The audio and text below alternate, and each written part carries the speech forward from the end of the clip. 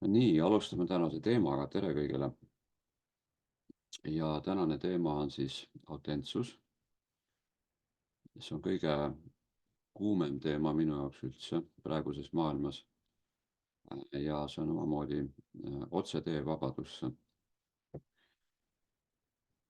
Kuigi esmapilgul tundub, et mis see autentsus siis ikka nii väga arengupsühholoogiat hierarhias ära on, et saame oma varjust teadlikuks ja muutume haavatavaks ja haavatuks ja tunnistame seda ja see annab meile sellise uut laadi avatuse, teatud sellise nagu alandlikkuse, aukartuse nii maailma ees, tarkuse ees, teiste inimeste ees ja nii edasi.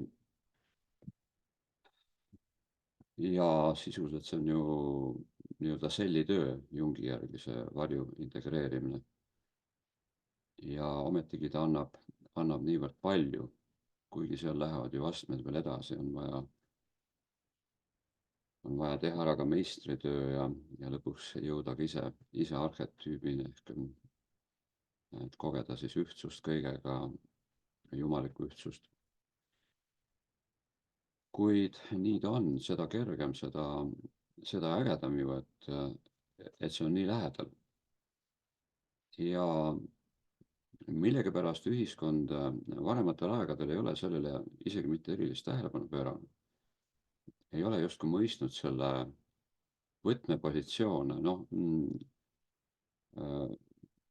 nii-öelda valgustusajast alguse saanud ühiskond, mis siiamaani kuskil 50% täiskasvanutest on ikka veel selles meemis, nende jaoks on ülimaks väärtuseks siis ratsionaalloogiline mõtlemine, nii-öelda 3D, tüüpiline 3D, nagu nüüd on moeks öelda.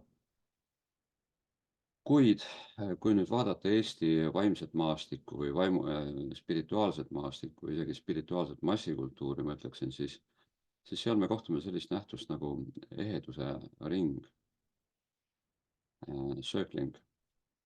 Ma olen selles osalenud ja see on väga huvitav praktika. Kuid selle puudus on see, et seal me väljendame oma kehalisi aistinguid suhetes teiste inimestega. Ja teiselt poolt me väljendame oma emotsioone, mida teised inimesed meis tekitavad, kui me nendega suhtleme. Ja see on siis selline lõputu vastastikune reflekteerimine sedamööda, kuidas need peegeldused siis meie teadvuses tekivad. Kuid seal nii-öelda ei ole lubatud mõelda. Et seal on see ära põlatud mõtlemine, mis aetakse segi, pannakse ühte patta siis sellise ennast kordava mehhanistliku ratsionaalloogilise mentaalsusega.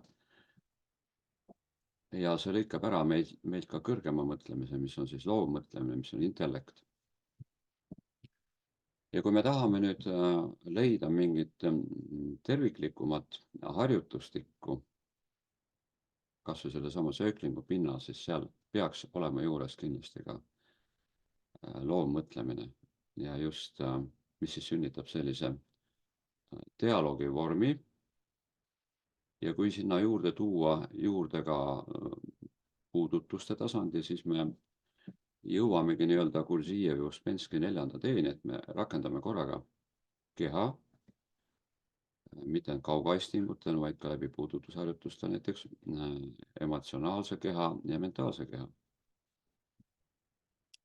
Nii et küllalt selline integraalne terviklik justkui harjutustik.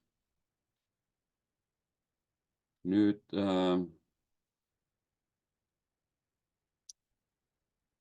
autentsus on omal moel alati väljakutsuv.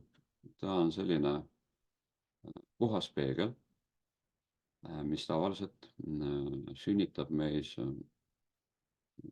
sügavaid elamusi, võib sünnitada katarsist, kui inimesed üksteisele avanevad. Ja siin on võimalik jällegi avaneda kas siis emotsionaalsel tasandil või ka intellektuaalsel või siis kõigil 3 tasandil. Ja sügavamalt see saab teostuda näiteks siis lähisuhtes. Mis võib anda võib-olla tõesti selliseid väga, väga kõrgeid holotroopseid seisundeid. Autentsuse puhul võib-olla kõlbaks selline Jeesuse õndsaks kiitmine, et õndsad on vaimust vaesed. Ja kui mõelda nüüd selle tõlke peale, siis tollased tõlkijad enamasti samastasid vaimu mentaalsusega, tähendab sellise ratsionaalloogilise targutamisega teadaolevas. Aga kaasajal me oleme hakanud vaimu mõtlema nagu loova mõistusena ja siin on omakorda ka mitu astet. On palju loomingulisi inimesi, kes on väga huvitavad, kes on julged, kes on avaliku elu tegelased sealhulgas, kuid neid vaevab teatud selline vaimne solipsism. Nad on sulgunud oma sellesse süsteemi nii-öelda või sellesse vormistikku, maailmavaatesse, põhiuskumustesse, mida nad siis nagu jutustavad. Ja nad on nagu suletud kõigele muule. Neis ei ole seda autentsuse põhiomadust, mis on selline puhas uudishimu, puhas avatus. Ja seetõttu nad jäävadki nagu omaette hüüdjateks häälteks kõrbes. Ja kui kultuuri nii-öelda eesliin koosnebki sellistest solipsistidest, siis loomulikult kriitilisel ajal see ühiskonda mitte kuidagi ei transformeeri ega ei päästa. Nüüd, kui me võtame avatud loovuse astmed, siis esimene aste on andekus, kus me mahume nii-öelda kultuuri piiresse, me oleme lihtsalt selle eesliinil, me oleme andekad, me oleme väljapaistvad, me saame teha karjääri ja nii edasi. Ja kolmas aste on siis geeniuse aste. Nüüd geeniuse määratluse annab Eva Lepik väga tabavalt, et geniaalsus on see, mida me ei suuda isegi mitte ette kujutada. Vot annet või tavalist loovust me suudame ette kujutada, meil tekib mingi visioon ja siis me teostame selle nii-öelda mingisuguses vormis, mingis mateerias või sõnas näiteks, jah. Aga geniaalsus on selles mõttes prohvetlik, ta on väljaspool kultuuri, ta šokeerib, ta omal moel nagu kipub purustama kultuuri ja nii edasi. Ja selles mõttes prohvetid on ikka nagu olnud sellised küll kardetavad, kuid neid on püütud kuidagi vältida, mitte tähele panna nii-öelda demokraatlikes ühiskondades, aga ebademokraatlikes lihtsalt alla suruda ja kuidagi minema kihutada areenilt.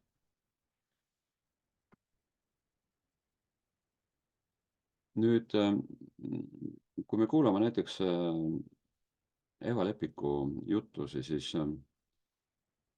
või podcast'e, mis on temaga tehtud, siis ta toob sisse ka geeniuse nii-öelda arhetüübid. Ja need on juba hoopis midagi muud kui nii-öelda selle praeguse valgusvõrgustiku 8 arhetüüpi, jah. Ja nad on omamoodi paradoksaalsed, määratlematud, kui nad on poeetiliselt sõnastatud, nad on väga läbistavad. Nad meenutavad natukene seda jällegi piibli kujundit, et Jumala sõna läbistab liha ja luu kuni luuüdini, transformeerib meid, et see on selline prohvetliku sõnavägi nii-öelda. Et nendes arhetüüpikates on ka midagi sellist, kuidas me püüame määratleda geeniust või kes on ühtaegu ka trikster. Trikster mitte mingisuguse vembumehena või mustkunstnikuna, vaid sellise, meister Margarita stiilis peaosaliste vormis, mis on üleloomulik. mis on mingis mõttes nagu püha isegi, sest et ta on ühtaegu hirmuäratav ja õõvastav ja aukartust äratav, teiselt poolt on kütkestav, et seal on midagi meie jaoks, mida me alateadlikult nagu igatseme, seal on teatud selline kõrgem vabadus, ütleme niimoodi. Ja autentsusega avaneb siis meie hing, me jõuame hingetasandile ja me jõuame, ütleme, energiakeskustest südame tasandile ja sealt edasi. Kui me südame tasandile ei jõua, siis autentsust ei ole ja ilmselt on palju olendeid, kelle südametasandit ei olegi. Mõned sellised traditsioonilised lood pajatavad, et suuremal osal meile tajutavatest humanoididest töötab nüüd ainult 3 alumist tšakrat, nii-öelda söök, seks ja toimetulek, sealhulgas siis raha ja võim. Ja edasi nagu ei tulegi midagi, et neil polegi nagu hinge, noh, võta või jäta, usu või ära usu. Aga niimoodi mõned lood pajatavad. Nii et õndsad on vaimust vaesed. See meenutab natuke jällegi Krishnamurtit, tema kuulsat teost Vabanemine teadaolevast. Autentne inimene on selle võrra avatud ja alandlik, et ta teab, et ta mitte midagi ei tea. Ta sarnaneb natukene Sokratesega. Ja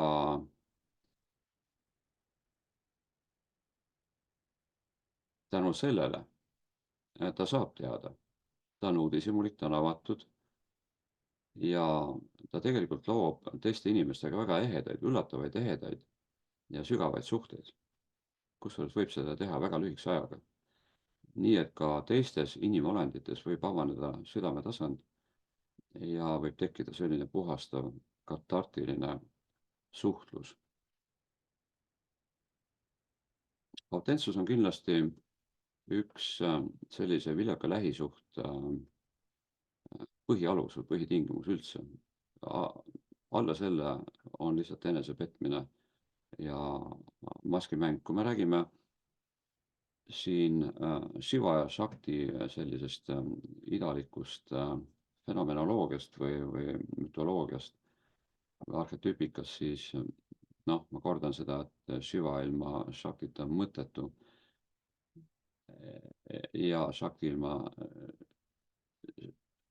ilma Shivata on mõttetu ja Shiva ilma Shaktita on jõuetu. Tähendab, et kui me puhtal teadvusel pole emaneerunud energiat, siis meil puudub jõud vormide maailmas toimida. Me võime olla küll selles puhtas teadvuses endas, enesega, kuid me ei ole veel kogemuslikus subjekt-objekt maailmas. Nii et kui me ikkagi laskume mateeria suunas, siis me vajame neid poolusi. Ja kui me vaatame nüüd näiteks sel samal teemal ühte transpersonaalset uuringut või mudelit, kus vaadatakse seda, et mida siis inimesed omavahel, mida need armastajad nii-öelda omavahel jagavad, siis esmasel tasandil nad jagavad lihtsalt seltsingut, koosolemist, selleks, et ei oleks üksi igav olla. Teisel järgmisel tasandil avanevad siis autentsed tunded, inimesed saavad avaneda üksteisele emotsionaalselt. Edasi järgmisel astmel avaneb intellektuaalne autentsus, tähendab loovmõistus, tekib ühine dialoogiline loovmõtlemine, mis võib olla veel katartilisem kui emotsionaalne avanemine. Ja järgmine aste, kõrgem aste on siis, kus inimesed jagavad teineteisega siis nii-öelda teadvalalusid. Ehk neid peeglisarnaseid tarkusi, mis loob hästi võimsa nagu mängulisuse ja tohutu arengukiirenduse, kuigi võib öelda, et need inimesed on juba jõudnud väga kõrgele tasandile, et kuhu nad sealt veel edasi kiirenduvad. No selles mudelis tuuakse siis ühine sotsiaalne missioon. No esimesena meenub mul siin muidugi Stanislav ja Kristina Grof. Kristina on nüüd surnud, Stanislav elab vist üle 90 aasta vana, kes siis elasid koos ja tegid koos teaduslikku tööd, transpersonaalset uurimistööd vist võib-olla 70 aastat. Ja olid nii-öelda kokku kasvanud ja ääretult lahedased inimesed. Et omamoodi müstiline suhe. või teisena meenub Slaavi Vivekananda, kes lõi laineid oma esinemisega mäletamisi 1892 siis Ameerikas toimus religioonide vaheline konverents. Ja tema naine oli vist seal ka kaasas, aga nende suhe oli selline juba sealpool kehalisust, kõrgvaimne nii-öelda müstiline suhe väidetamisi, mida meil on loomulikult raske mõista, kui me ei ole seda kogenud. Nüüd seoses autentsusega, kus avanevad siis hing ja süda ja kus avanevad mitte ainult emotsionaalne, vaid ka intellektuaalne tasand, tekivad inimeste vahel sellised suhted, mida võiks nimetada vennaskonnaks. Et see ei ole enam kogukond, see on lihtsalt vennaskond, sest ta on eluvaimus, ühine eluvaimus, väga kiire kasv sellises ühises elus. Noh, seda võib ajalooliselt võrrelda mingite kloostrite või salaseltside või kogudustega kuskil, müstiliste kogudustega, sufi kogudustega näiteks. Ja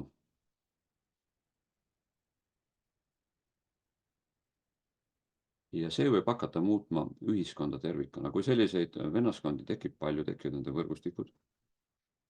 Ja võib olla selliseid ajaloolisi perioode, kus ühiskond nagu küpseb teatud kõrgema tasandi. Nagu meil praegu ka räägitakse, et me ikkagi liigume siin, noh, see on niisugune new age'ilik poeesia 3D-st läbi 4D siis 5D-sse. Ja nüüd mõned autorid siiski seda juba ka nii-öelda teaduslikumalt ja praktilisemalt käsitlevad, sealhulgas siis meie Eva Lepik, kui ta siis jutlustab üleminekut valguse võrgustikust või valguse maatriksist siis pimeduse maatriksisse, mida müstitsism tunnetab siis sellise, tunneb niinimetatud luminous emptiness ehk suur kirju tühjus, ja millest räägib meile Tiibeti surnute raamat kui meie teaduse kõige sügavamast kiirgavast algolemusest. Niisiis selline mõiste nagu haavatud tervendaja. Kui inimesest saab haavatud tervendaja ja seda mõistet kasutati siis šamaanide puhul läbi ajaloo, kes olid siis nii-öelda oma hõimude ja kogukondade vaimsed juhid ja liidrid. Mircea Eliade ütleb, et šamaanis esmakordselt inimpopulatsioonis avanes siis meile teadaolevas ajaloos, mida võib uskuda, mida võib mitte uskuda, unikaalne individuaalsus, kellel olid pealegi veel, kes oli transpersonaalne, kellel olid ülivõimed, nad võisid tervendada, nad võisid selgelt näha, nad võisid teostada oma rituaalides siis teadusülekandeid, transformeerida oma sugukonda, oma hõimu ja nii edasi. Nii et haavatud tervendaja ja vot see nähtus tekib siis alates autentsuse tasandist.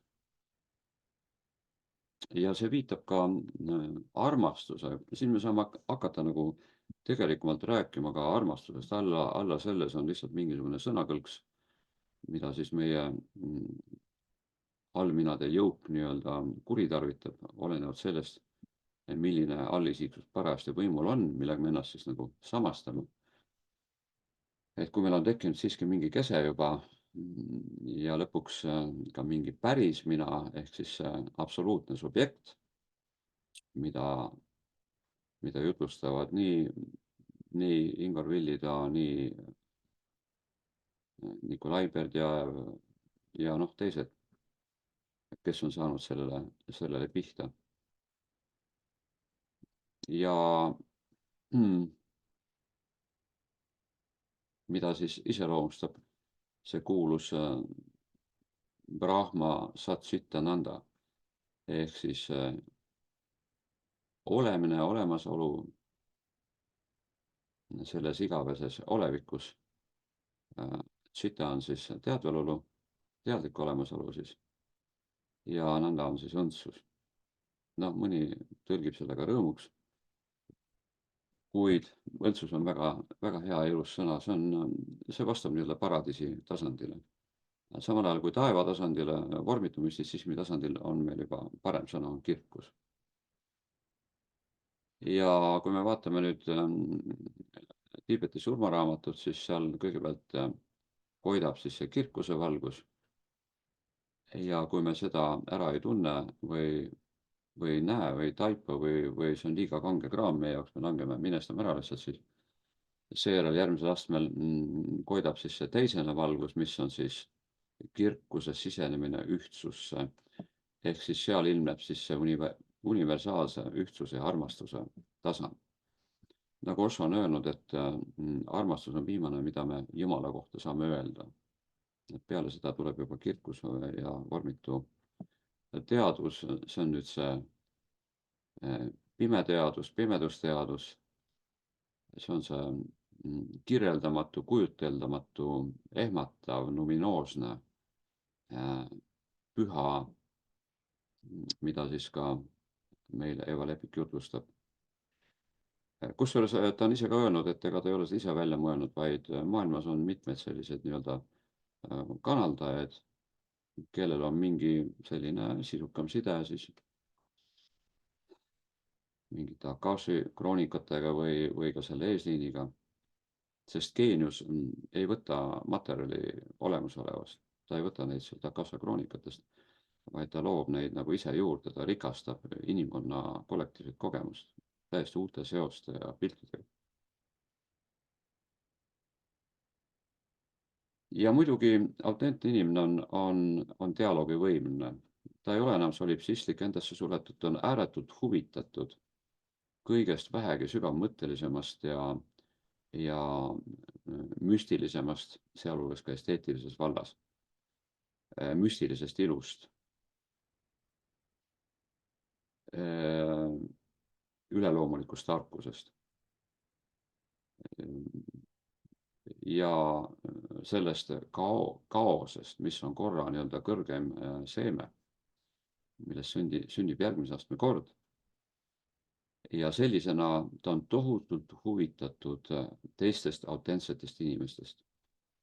Praegu me imestame, et miks, ma ei tea, inimesed, isegi loomingulised inimesed mõtlevad inimest ei ühine. Kas probleem on selles, et nad on kõik solipsistid ja nad ei ole jõudnud veel autentsuse tasandile? Sest et seal toimub eneseslik põkkumine, eneseslik sulandumine vennaskondadeks ja vennaskondade võrgustikeks hõimudeks, nagu see oli loodusrahvastel, kes olid pidevas seoses suure vaimuga, nii läbi loodusmüstitsismi, mille sisse kuulus loomulikult ka psühhodeelne arsenal. Ja vaat kui vaene on lääne kultuur, indogermaani, anglosaksi kultuur või rass või inimliik, et ka siin on olnud muidugi psühhodeelikat, mis siis mõne vähese nii-öelda seansiga avas inimese väga kõrgetele teadvuse ja olemise tasanditele. Tuletame siin meelde lihtsalt Eleusise müsteeriume, mis toimusid umbes 2000 aasta jooksul iga 5 aasta tagant, nagu kellavärk. Kuskil aastates 1500 kuni 400, 1500 enne Kristust, 400 peale meie, kui üks kristlik keiser nüüd lõpuks ära keelas. Ja sealt käis läbi kogu Antiik-Kreeka eliit, eesotsas Platoni, Cicero, Sofoklese, Marcus Aureliuse, juba Rooma aega see ulatus ja nii edasi. Ja maa päriselanikud või põliselanikud on seda rakendanud sadu tuhandeid aastaid. Selles hämmastavas neitsilikus looduses, mida nad mitte ainult et hoidsid, vaid ka rikastasid. Sellest kirjutab Charles Eisenstein oma raamatus Kliima uus lugu, kui konkistadoorid, kolumbuslased jõudsid Kariibi mere saartele või mandrile, siis nad kukkusid pikali, milline rikkalik loodus seal oli, kui rikas kasulikest taimedest.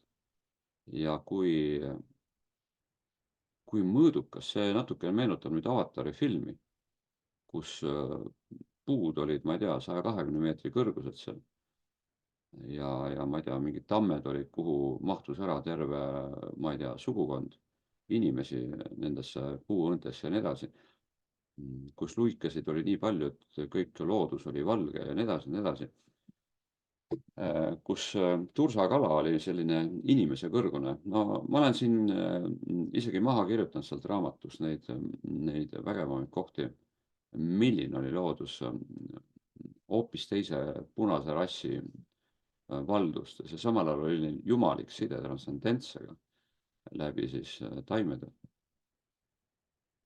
Ja mitte ainult läbi taimede, aga läbi kärnkonnade näiteks, jah. Nii et me oleme hämmastavalt vaesustunud kultuuriruumis ja nüüd, noh, muidugi 1960-ndatel läksid psühhedeelikumid suure hooga muidugi moodi ja noorsookultuur ja nii edasi ja neid ka kuritarvitati palju ja palju jamasid oli, sest ei järgitud neid põhipunkte, mida loodusrahvad ikkagi järgivad selliste võimsate psühhedeelikumide kasutamisel. Ja keelati see värk kõik ära, muidugi ka süsteem tunnetas seal ohtu.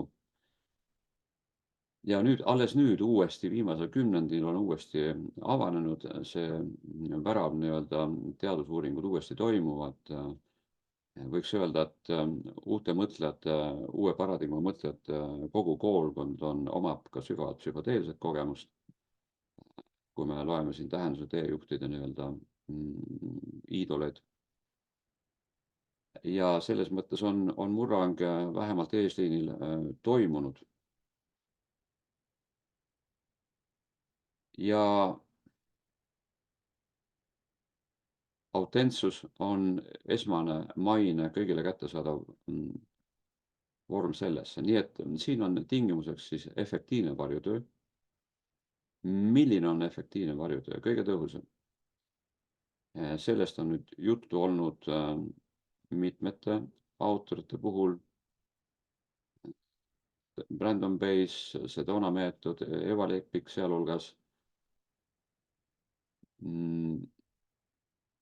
Ja kui vari on selles mõttes nagu lahendamata, siis me ei saa loovaks, me ei saa geeniuseks, me ei saa avada oma isiklikku geeniust, mis on kõigil inimolenditel olemas, lihtsalt 100 loori taga varjus ja peidus.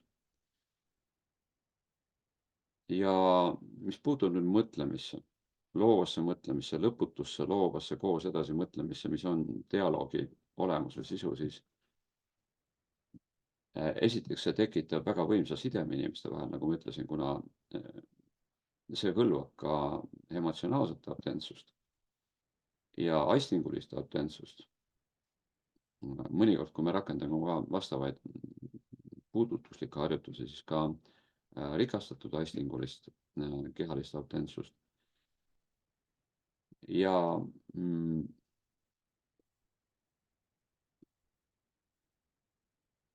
siis mõtteaparaadi puhul, kui me rääkisime siin vabanemine teadaolevast, ma tean, et ma mitte midagi ei tea, Sokratesel ja nii edasi, siis selle nii-öelda kulminatsiooniks või selle arhetüübiks on Südamesuutrast pärit selline süvalause.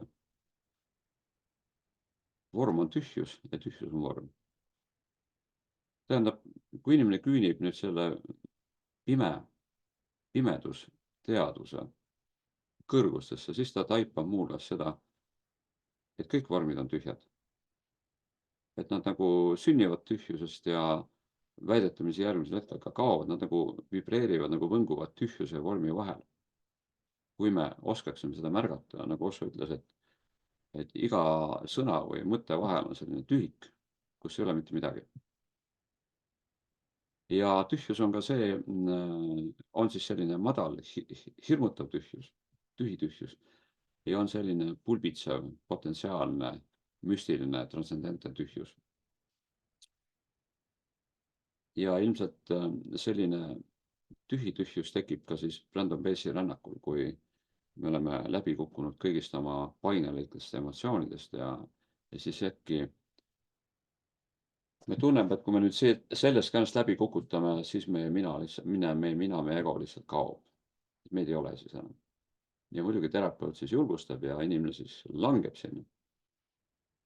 Ja ta langeb sellesse kas siis armastuse või juba selle transcendentse puhta teaduse ookeani, lõputusse ookeani ja kogeb seda kõige põhilisemat, kõige fundamentaalsemat seisundit ja võib-olla leiab seekaudu ka oma päris mina. Nii et autentsusel ja sellel põhineval sotsiaalsel suhtlusel on tohutud perspektiivid. Kui kogukonnad ei ole välja kandnud, kui suured antiglobalistlikud